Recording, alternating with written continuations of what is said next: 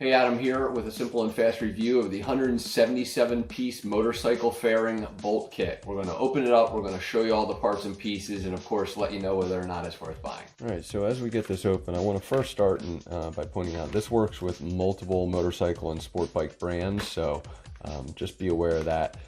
There's a way to kind of unlock and lock. If you see that move right there, this is locked. This is going to get you unlocked. Now there's 177 different pieces in here, and we're just going to kind of focus on a couple to show you that most of the parts and pieces that you might need are available in here.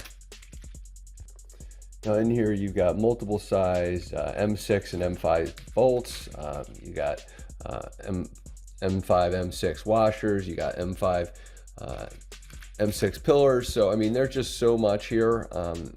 That again, they come in different sizes, different parts.